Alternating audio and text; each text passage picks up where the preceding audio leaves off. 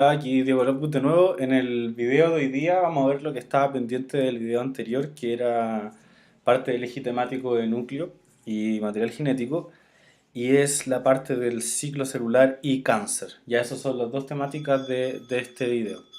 Si escuchan una campana sonar es porque está pasando la heladera fuera de mi casa y no quiero parar el video, así que aguantemos nomás.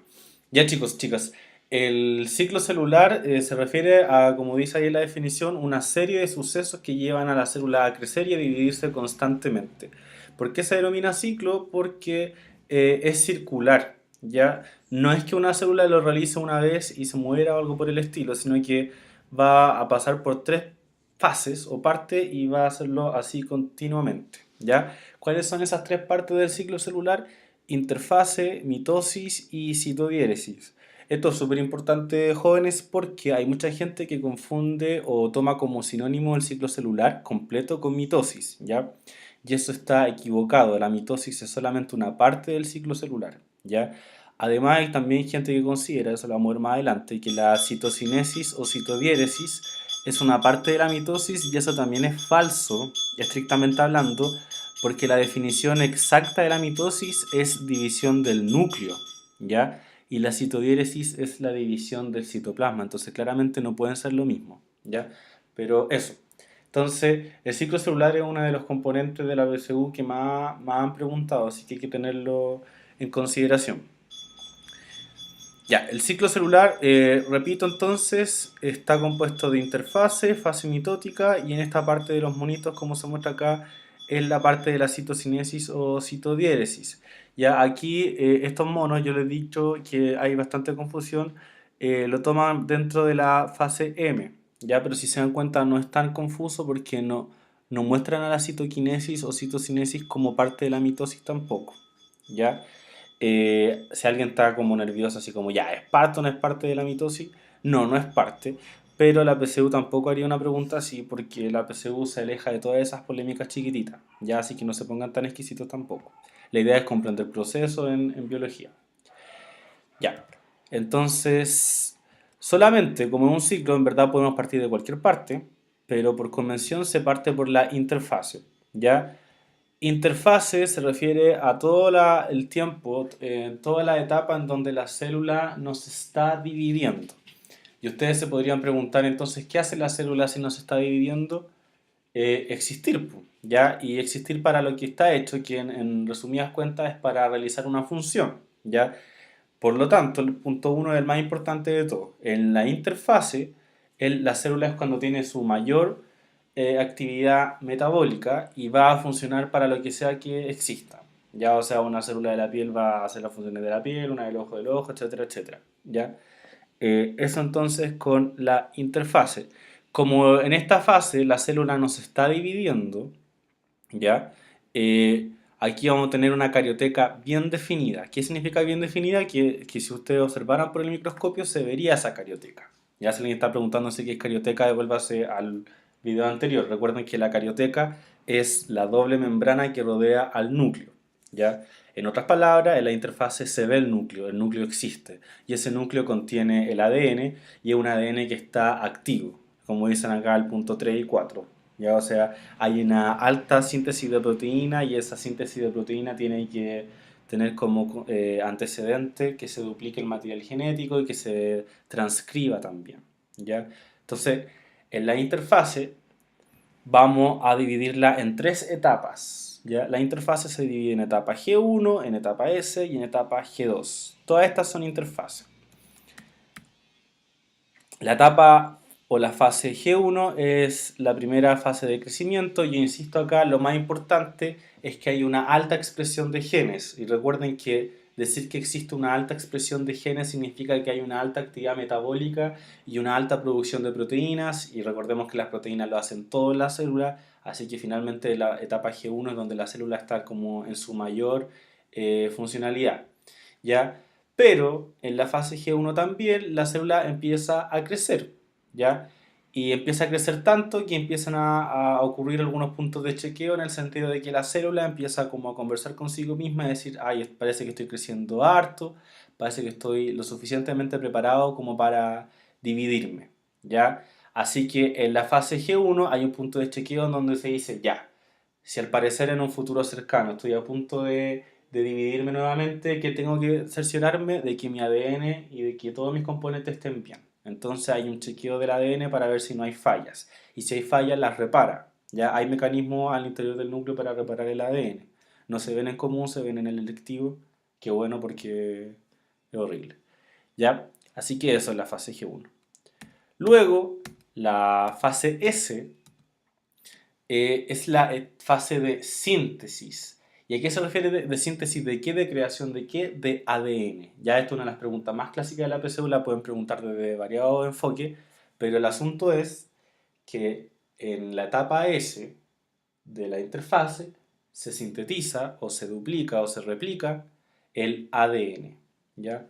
Ojo, no estoy diciendo que la célula se divida, sino que estoy diciendo que la célula va a replicar el ADN. ¿Y para qué ustedes se preguntan replica el ADN? Porque si la célula se va a dividir en dos, cada una de las células hijas debería tener un pack completo de ADN. ¿Ya? Entonces por eso se divide. Ya eso es súper importante. Y recuerden que en la célula eucarionte el ADN no se va a dividir solo y no va a estar solo tampoco el ADN, sino que está rodeado de proteínas histonas. ¿Ya? Entonces la etapa S se duplica la cantidad de ADN y por lo tanto ya no vamos a tener 2C de ADN, sino que 4C. Nuevamente, si esta nomenclatura le hace ruido, vuelvan al video anterior. Y finalmente, la última etapa de la interfase es la etapa G2, que tiene dos componentes importantes para la PSU que pueden preguntar. Primero, es que en esta fase C2 hay un nuevo punto de chequeo, o sea, ahora la célula se pregunta y observa si se duplicó bien el ADN y si se duplicó mal se corrige, insisto. Y otra cosa que suelen preguntar harto es que en la fase G2, la fase final de la interfase, se duplican los centriolos, que van a ser unos organelos muy importantes para lo que viene después, que es la etapa de la fase M, ¿ya? O la mitosis en sí, ¿ya? Bueno, pero antes de entrar a la mitosis es necesario comentar que hay algunas células que forman tejidos que nunca, después de la fase, nunca van a entrar a mitosis. ¿Qué quiere decir? En palabras más simples, que hay células que no se dividen, ¿ya? ¿Cuáles son esas? Sobre todo las neuronas, no sé si ustedes lo han dicho, suele decirse como casi habla popular que si se te muere una neurona se murió para siempre. Eso es, vamos a decir que para la persona es cierto, se está descubriendo que se puede de alguna manera regenerar, pero vamos a decir que acá no, ¿ya? En Chile la PSU 2018 no va a ser así, ¿ya? Entonces la neurona y las células musculares no se dividen. Entonces a esas células que no cumplen con el ciclo completo se denomina que están en un reposo proliferativo y a eso se les denomina fase G0, ¿ya? Así que es importante. Y hay otras que casi nunca vuelven al ciclo, pero sí pueden, como los hepatocitos, ¿ya? Y los hepatocitos son las células del hígado. Ya esa se le denomina G02. Esto igual es más específico, ya esto de G02 y bla bla, pero lo que sí pueden preguntar es cuál célula está en un reposo proliferativo. Ya el APC1 no sale de neurona músculo, o sea, de ahí no tienen que saberse todos los tipos de células y bla bla, bla, ¿ya? Pero tienen que saber que hay células que no se dividen. ¿Cuáles y por qué? O sea, ya dijimos cuáles. ¿Por qué será que las neuronas y los músculos no se dividen? Es porque, como sale en el segundo punto, están muy diferenciadas. Y recuerden que ese concepto de diferenciación significa o es sinónimo de especialización. O sea, son células tan bacanes, la neurona y los músculos, y pueden incluir incluso los hepatocitos, están tan concentradas en hacer tareas tan complejas que no tienen ni el tiempo ni la energía, vamos a decirlo así, para dividirse. Ya, o sea, como que están tan complicadas con su propia labor que no pueden gastar sus componentes en dividirse. Ya por eso. Entonces, como entre comillas una ley, entre más especializada esté una célula, o sea, entre más diferenciada esté, más difícil es que vuelva al ciclo completo. ¿Ya? En cambio, células súper simples, como las células epiteliales de la piel, las que nos recubren, por ejemplo, la epidermis, son células que casi no tienen ninguna gracia, en el sentido de que no tienen como mecanismos complejos dentro de sus células, y por lo tanto son las que más rápido suelen dividirse, o sea, como las que más ciclo hace por minuto podríamos decir, o sea, no es por minuto, pero las que más ciclos hacen en un lapso de tiempo, ¿ya? Porque no son diferenciadas, porque no están muy especializadas. Ya, y esto me lo voy a saltar porque de verdad que esto da lo mismo, muy, muy lo mismo. Ya. La siguiente etapa, entonces, después de la interfase, cuando ya en la etapa G2 la célula dijo ya estamos bien, podemos dividirnos en la mitosis. Mitosis estrictamente es división del núcleo, ¿ya? Y cada núcleo de cada célula, de cada una de las dos células hijas, tiene que tener todos los componentes importantes para la célula, ¿ya? ¿Quién realiza mitosis? Todas las células somáticas. ¿Cuáles son las células somáticas? Lo dijimos en el video anterior, todas las células del cuerpo, menos las células germinales, ¿ya? Entonces, dicho de otro modo, todas las células del cuerpo realizan mitosis, menos las células que están en las gónadas, ¿ya? Las células germinales, que son las que van a realizar no mitosis, sino que meiosis, que es un proceso que está hecho para producir gametos, que lo vamos a ver en otro video, ¿ya? ¿Cuál es la gracia de la mitosis? La mitosis, como va a dividir el material en partes iguales, su gracia es que va a mantener la cantidad y el número de cromosomas y de material genético de la especie, ¿ya? En las células hijas. La mitosis produce células hijas idénticas, ¿ya? Eso es importante. Componentes iguales. Permite el crecimiento de los tejidos de un individuo, o sea, una guagua que después de adulta claramente crece en estatura y eso significa que creció la cantidad de células y esas células crecieron por mitosis y sirve también para renovar tejidos y reparar los dañados, ¿ya? Me voy a saltar eso porque es muy sexista, o sea, el hombre sentado leyendo y la mujer con... Miren, porque una cuestión de la cocina, vaya. Ya, ¿qué estaba diciendo? Y uno podría preguntarse, a ustedes les preguntaría, pero como no sé quiénes son, no los veo, como que no puedo esperar una respuesta de vuelta, pero ¿para qué serviría la mitosis en una célula? No, lo voy a repetir porque me iba a sonar redundante. ¿Para qué serviría la mitosis en un organismo unicelular eucarionte? Acuérdense que hay organismos que están hechos, o sea, no organismos, hay especies que están hechos de una sola célula y que son eucariontes. ¿Para qué les serviría la mitosis? Ese sería su método de reproducción, ¿ya? Así produciría copias de sí mismo. Ya, la mitosis también se divide en etapas, que son cuatro. Profase, metafase, anafase y telofase. Ya una vez la PSU lo preguntó en orden. O sea, preguntó eso, ¿cuál era el orden de la mitosis? Y si mal no recuerdo, yo di la PSU de biología solamente para sapearla en noviembre. Y creo que lo preguntaron este año también, no sé. Bueno, después cuando salga el modelo lo voy a ver. Pero algo muy fácil preguntaban de la mitosis, estoy casi seguro que era el orden. Ya, así que profase, metafase, anafase, telofase. Ya, la primera etapa. Cosa importante, aquí sale mucha información, yo me iré a lo importante. Bueno, primera cosa importante de la profase es que en esta etapa se comienza a desaparecer, entre comillas, el núcleo, ¿ya? La carioteca todavía se observa, la membrana del núcleo, pero se empieza como a desmembrar, ¿ya?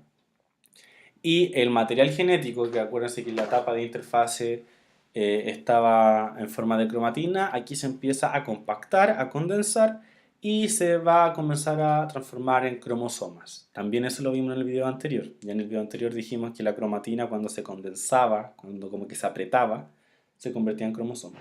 Y eran como los palitos, las mariposas, las marraquitas. ¿Ya? Y en la profase otra cosa que pasa también es que los centriolos se van a los polos. Miren lo que estoy haciendo acá. Estos son los centriolos. Recuerden que la célula tiene uno, pero habíamos dicho que en la etapa G2 se duplicaba. Acá está el otro.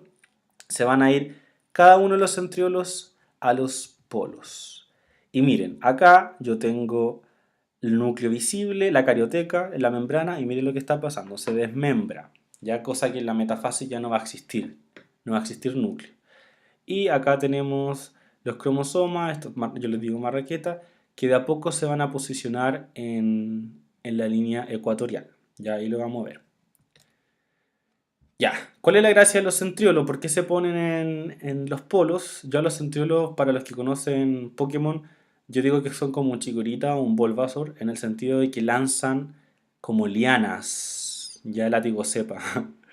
Esas lianas son proteínas que lanzan los microtúbulos, o sea, perdón, los centriolos, que se llaman microtúbulos, ¿ya? ¿Por qué van a ser importantes esos microtúbulos que envían los centriolos al centro?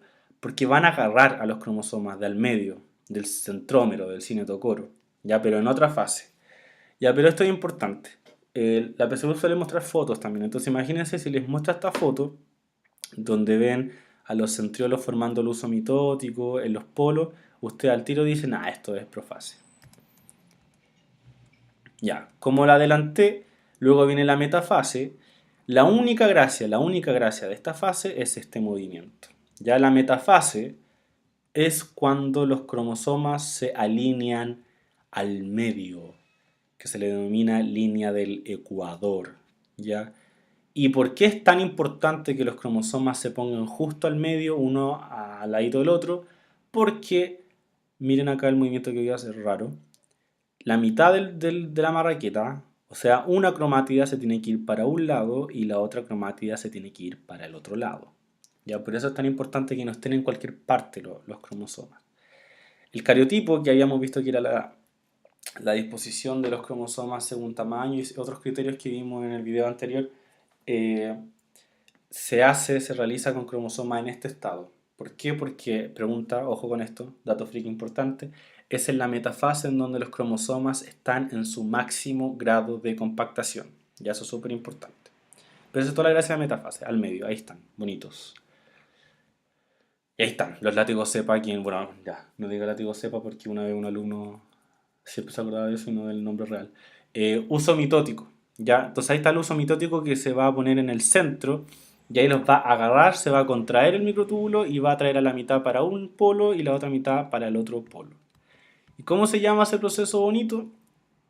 Anafase, ¿ya? Así de sencillo.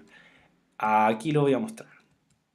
Entonces el microtúbulo se agarra al centrómero, específicamente una estructura que se llama cinetocoro, y el centrómero, aquí hay un centrómero, si se dan cuenta, miren, hay un centrómero por cromosoma, pero cuando los centriolos lo agarran para los polos, el centrómero se duplica. ¿Ven? Y ahora cada cromátida tiene un centrómero. Eso puede ser una pregunta muy difícil, pero importante. O sea, tienen que saberlo. Miren, un centrómero, ahora hay dos centrómeros. O sea, al final cada cromátida, cada palito va a tener su propio centrómero y van a tirarse hacia los polos. Qué bacán. Ya, ahí está. Y finalmente, la telofase es cuando todo se empieza a reestructurar. Ven acá, comienza a aparecer la carioteca, los cromosomas se vuelven a descondensar, ya se vuelven a hacer como más agüita. Reaparece el nucleolo y desaparecen las fibras del uso mitótico que formaban los centriolos. ¿Ven? Miren. Se empieza a formar el núcleo, desapareció el uso mitótico y se descondensa. Aquí tenía cromosomas y ahora tengo cromatina y se empieza a formar el núcleo. Al final de la telofase, si se dan cuenta, lo que yo tengo es una sola célula. Ojo, al final de la telofase yo tengo una sola célula con dos núcleos. Entonces, ¿qué me faltaría hacer si lo que yo quiero es formar dos células completamente distintas una de otra? ¿Qué es lo que me faltaría? Dividir el citoplasma. Ya, o sea, ya dividí el núcleo, núcleo idéntico, ahora me falta partir el citoplasma. ¿Cómo se llama ese proceso del ciclo celular? Citodiéresis o citoquinesis. Citocinesis, tiene como varios nombres. ¿Ya? Entonces dice, esta es la etapa que permite formar dos células hijas, ¿ya? Y aquí es donde se divide también, ojalá de manera equitativa, el contenido citoplasmático, ¿ya? Y es diferente entre una célula animal y vegetal, y eso es importante porque lo han preguntado en la PSU, ¿ya? En términos simples, yo siempre digo esto. La citocinesis animal, la división del citoplasma, es de afuera hacia adentro. O sea, si se dan cuenta, empieza afuera, se empieza a formar como un anillo contráctil en la membrana celular. Es como si estuvieran apretando a la membrana por los dos lados. ¿Ven? De afuera hacia adentro. Y así se divide y se forman lo que parecen huevos. ¿Ya? Se forman las dos células hijas. Miren qué bonito. Y ahora cada uno con un centriolo y cada uno con un núcleo, o sea, como células normales, común y corriente. Ahí está. Entonces, en animales la citodiéresis forma un anillo contráctil.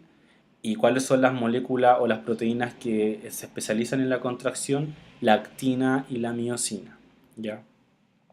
En cambio, adolescentes, bueno, ahí hay un mono de lo mismo, del surco de división del anillo contráctil, de afuera hacia adentro. En cambio, en vegetales, yo digo que es al revés, es de adentro para afuera. La división del citoplasma es de adentro para afuera. Y aquí no participa ni un anillo contráctil, aquí no participa ni la actina ni la miosina. Aquí participa mi organelo favorito, que es el aparato de Golgi, que en las células vegetales se denomina dictiosoma. Ya tiene otro nombre, dictiosoma. Ustedes preguntarán, ¿por qué la vida se complicó tanto y por qué la citodiéresis no fue igual en cualquier tipo de células? Porque la célula vegetal tiene algo que no tiene la célula animal y que complica la formación de un anillo contráctil como método para dividir citoplasmas. ¿Y qué es? La pared celular. Ya, o sea, por fuera de la membrana las células vegetales tienen una pared, entonces no me sirve hacer un anillo contráctil, menos en una pared celular que es tan rígida y no tiene proteínas de actina y miosina. Entonces, ¿cómo lo hace la célula? Miren qué bacán, es de izquierda a derecha, bueno, las flechas están bastante claras. La vesícula de Golgi o el dictiosoma empieza a formar un tabique que se denomina placa celular o fragmoplasto. Empieza como a formar una pared que está hecha de proteína y de monosacáridos, ya, o sea, de azúcar al final, de carbohidratos. Entonces, miren, empieza a formar las vesículas de Golgi, un tabique, una placa celular, y finalmente tengo dos células distintas. O sea, al final lo que crea en términos así como prácticos es una pared celular con comunicación intercelular que se denominan plasmodesmo. Y ahí están las dos células, perdón, diferenciadas. Ya, entonces por eso yo digo que es como de adentro para afuera, ¿se dan cuenta? Aquí no es como de afuera para adentro. Y eso, y otra cosa importante que no había dicho es que en las células vegetales no hay centriolos, pero aún así hay un centro organizador de microtúbulos, ¿ya? Así que, aunque no hayan centriolos, igual existe profase, anafase, telofase, metafase, etcétera, ¿ya? Lo único es que no forman como esa imagen con los centriolos y los polos, pero aún así tienen un centro organizador de microtúbulos. Ya, cáncer. Aquí sale harta información, bueno, no tanto tampoco, pero yo me voy a enfocar en lo que la PSU pregunta. Ustedes saben que la PSU de biología común tiene 18 preguntas, y en el caso de técnico profesional son 28, ¿ya? Pero aunque sean 18 o 28, o sea, la prueba que ven de la parte común básica de biología, de cáncer se pregunta muy poco. Si es que hay una pregunta al año y si no, nada, ¿ya?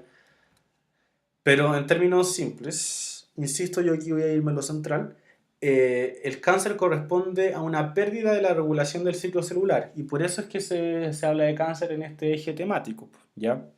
Habíamos dicho que la célula tenía en interfase, tanto en la etapa G1 como en la etapa G2, puntos de chequeo, ¿cierto? O sea, habíamos dicho que antes de sintetizar o de duplicar el ADN y después de duplicar el ADN, la célula tenía mecanismos que decían, ya, estamos listos para dividir, dividamos. Y luego dividieron, ya veamos si dividimos bien.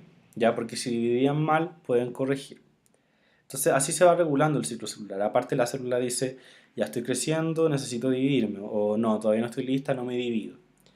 El caso del cáncer, lo que ocurre en palabras muy sencillas, es que se pierden esos puntos de chequeo y hay un descontrol del ciclo celular. O sea, como que una célula se empieza a dividir tantas veces que cada vez son más chiquititas, pero empiezan a formar masas, pues, y esas masas son el tumor, ¿ya?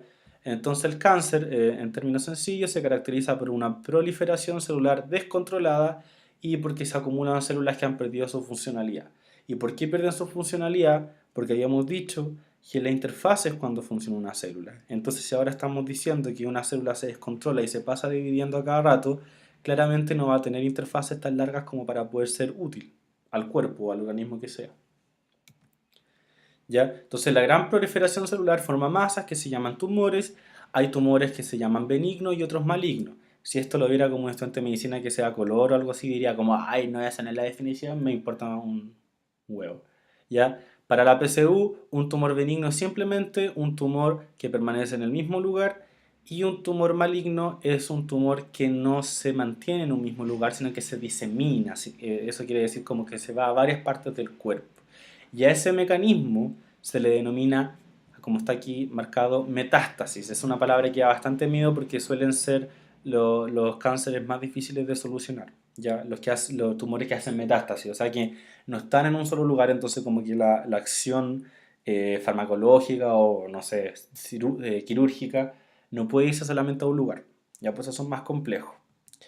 Aquí van a ver monos donde muestran tumores, si se dan cuenta aquí claramente hay un descontrol en la división celular, aquí hay uno en la mama, otro en el cerebro, ya, en el endometrio. Ahí se saca el útero completo, una operación que se llama histerectomía.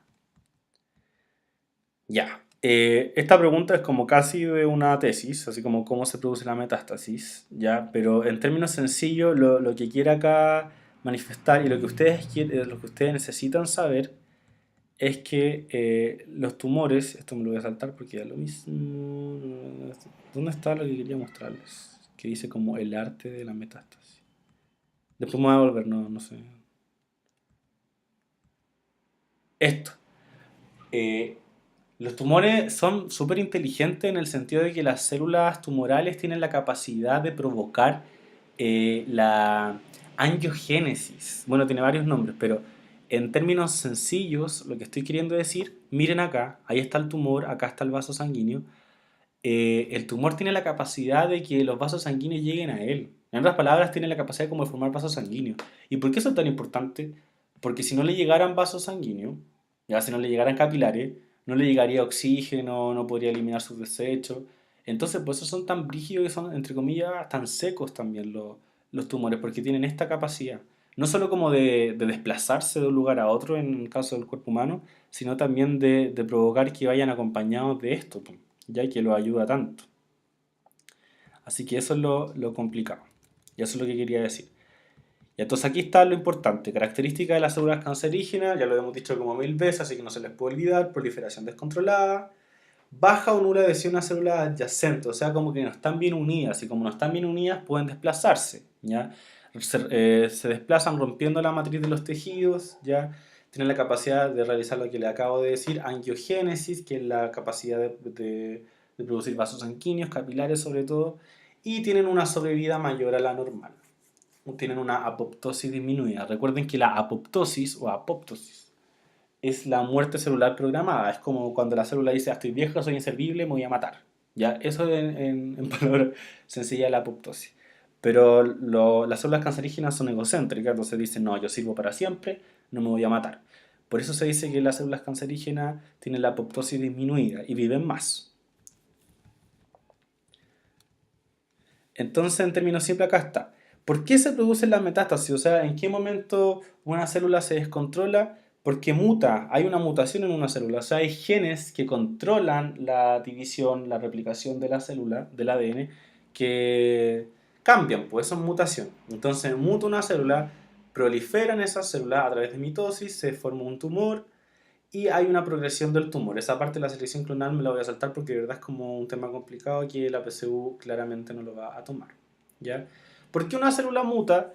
El 80% de los casos es por causas externas, o sea, no son hereditarias. Se dice que el 20% son cuestiones que se heredan, pero el 80% son causas externas. A cualquier elemento que pueda causar cáncer se le denomina carcinógeno. ¿Cuáles son carcinógenos? ¿Ya? Bueno, aquí está la información que les decía. Las sustancias que provocan cáncer son carcinógenos, el 20% hereditario, bla, bla, bla. Humo de cigarro. Y ahí no solamente el humo, o sea, fumar. ¿Ya? Radiación UV. Ahí está más falta, eso no se hace. Los colorantes de los alimentos. O sea, miren todas esas cuestiones ricas. Ay, qué horrible. Miren, se ven tan buenos esos ositos de goma. Ah, bueno, producen cáncer. Y los pesticidas. Y muchos más, o sea, como que miren a su alrededor, el alcohol, no sé, casi que hay teorías paranoicas, mejor no lo digo porque van a decir que después que es materia no es materia, ya me voy a quedar callado. Pero no sé, pues dicen los celulares, o sea, que al final como que casi que todo te produce cáncer, porque son como acumulaciones. Ya, por eso lo bueno es como tener una buena alimentación, ya hacer deporte, esas cosas sirven. Ya cuídense, el autocuidado. Ya esto ya lo mostré, bla bla.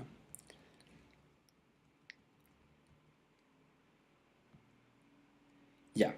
Y esto es más específico y con esto voy a terminar. Yo les decía que las células en el material genético, en el ADN, tenían algunos sectores, algunos genes que se preocupaban, estaban especializados en la proliferación, diferenciación y supervivencia celular. A esos genes se les denomina protooncogen. ¿Ya? Vuelvo a repetir si alguien se confundió. Los protooncogenes son los genes que están preocupados de que exista una buena, una correcta diferenciación y proliferación del ADN.